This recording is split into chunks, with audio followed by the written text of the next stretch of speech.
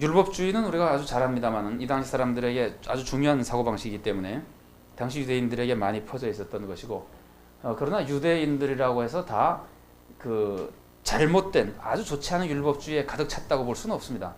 그 사람들도 하나님의 은혜도 다 알고, 그래서 그 우리가 성경에 나오는 일부 등장인물들의 그 지나친 모습을 유대인 전체에다가 그냥 바로 역사적인 유대인 모습 전체에다 그냥 확장시킬 수는 없습니다. 그러나 유대인들이 예수님이나 바울이 가르쳐줬던 것보다 율법주의적인 사고가 훨씬 더 많았던 것은 사실이거든요. 그래서 그 당시 사람들에게 있었던 율법주의적인 사고를 살펴본다면 가장 중요한 것은 하나님의 계명을 지키면 보상을 받는다, 그거고요. 그 다음에는 어떤 계명을 지켰느냐에 따라 보상이 달라진다, 이런 생각이 있었어요.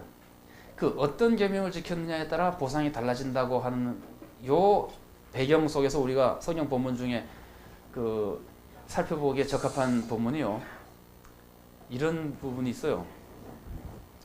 그 이제 그건 특히 이제 마가복음이 특히 분위기가 더 그런데요. 제일 큰 계명이 뭡니까 하고 물어보잖아요.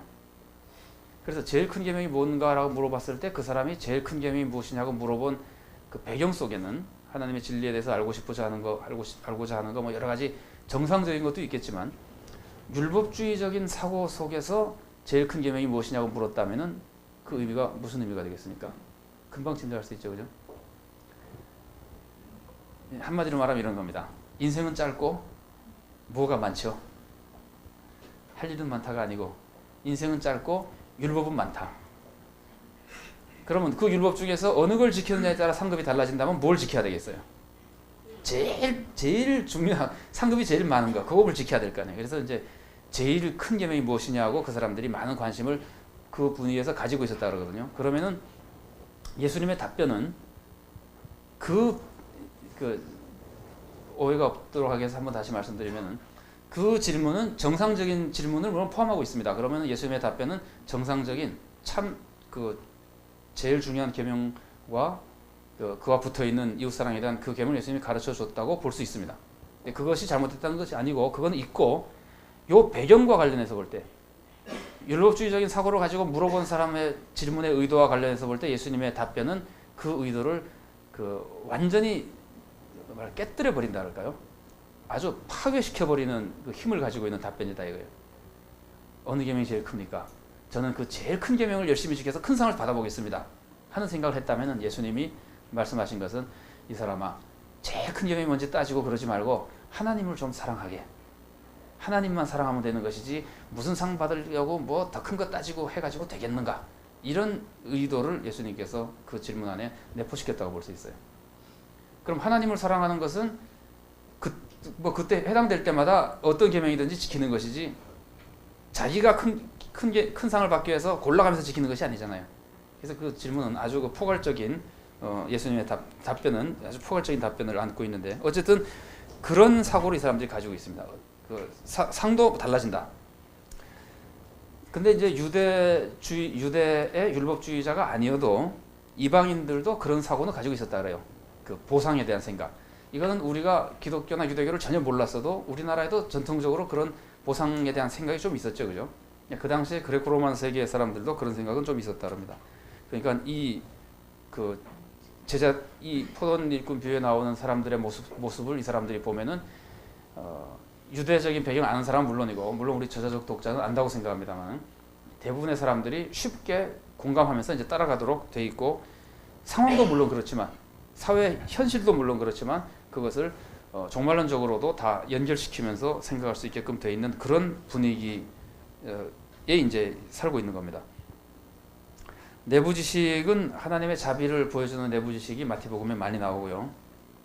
대표적인 것은 이방인에게도 구원의 은혜를 베풀어주는 하나님의 자비.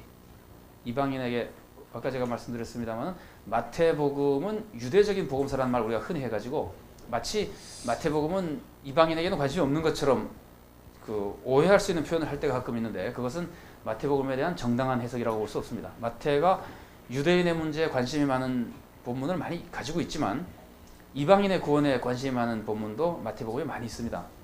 예를 들면은 마태복음은 처음에 예수님이 탄생하셔가지고 그 예수님께 와서 경배하고 은혜를 입는 사람들이 이방인이잖아요. 동방에서 온 박사들. 그 뭐 종교 지도자들마저도 베들레헴에서 태어날 것입니다 말만 가지 않잖아요. 예루살렘 사람들도 다 소동 벌이면서 뭐 굉장한 일이 벌어진 것처럼 했지만 아무도 오지 않거든요. 그러니까 오히려 이방인들이 와서 받고, 예수님의 족보 속에서도 그 특별히 우리가 잘 아는 대로 여인들을 등장시키는데 그 여인들이 이방인과 관련된 사람들이 많죠. 그래서 이제 이방인에 대한 구원의 모습이라거나 그거에 나타난 그 자비로운 모습.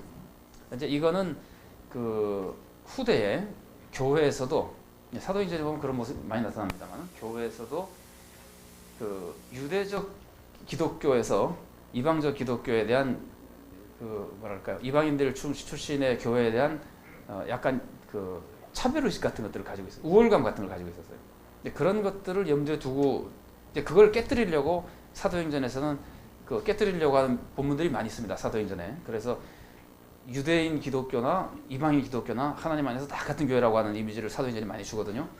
그런 분위기가 있었다고 하는 것을 생각해 볼 때 이 비유 안에서도 이방인의 이 늦게 온 사람들에게 같은 일을 베풀어 주시는 그 늦게 온 사람들에 대해서는 쉽게 저자적 독자는 이방인들에 해당될 수 있다고 하는 느낌을 받을 수 있게 되어 있습니다. 그래서 제가 이제 그 마태복음의 내부 지식 중에 이방인에게 하나님께서 베푸시는 자비가 중요한 내부 지식이 된다는 말씀을 드린 거고요. 뭐 죄인을 구원하는 모습도 물론 예수님께서 많이 보여주고 있고, 이런 것들이 하나님의 자비를 미리 알려줬기 때문에 이 비유를 읽을 때 저자적 독자가 해석하는데 도움을 받을 수 있게 되는 겁니다.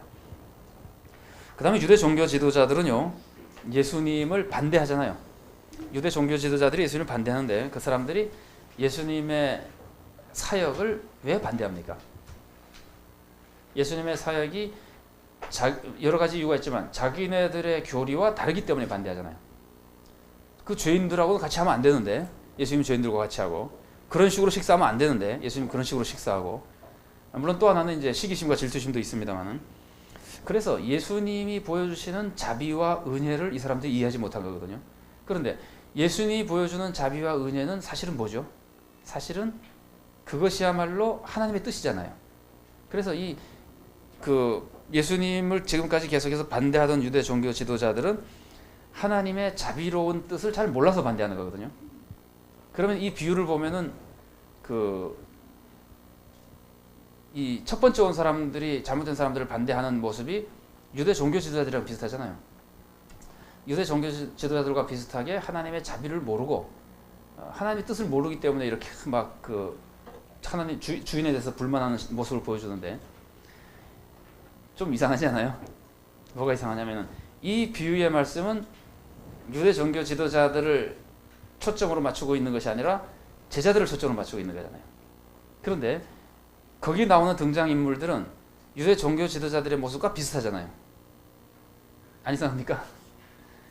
안 이상해야 정상입니다. 왜 안 이상하냐면은 제자들이 교회가 조직화되면 유대 종교 지도자처럼 된다는 말이에요.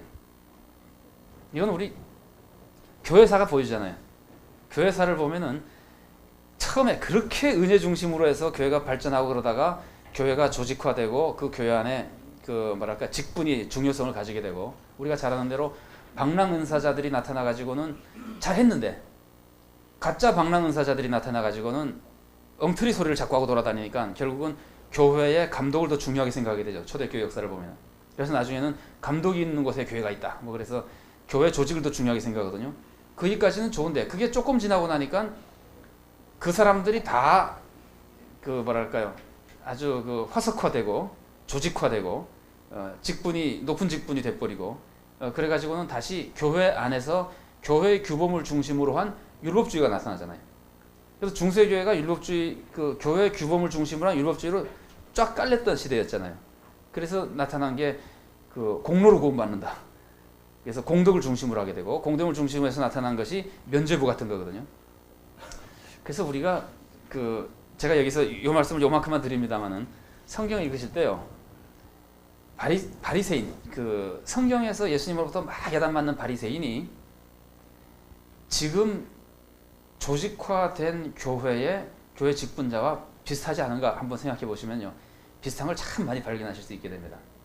그러니까 여기서도 예수님이 제자들을 꾸짖는 거지만 사실은 제자들에게 대해서 경고받는 바로 그 사람들이 유대 종교 지도자들의 실수를 그대로 다습하고 있는 모습이었다고 하는 것을 우리가 우리들에게 주는 아주 중요한 경고로 이해할 수 있게 됩니다.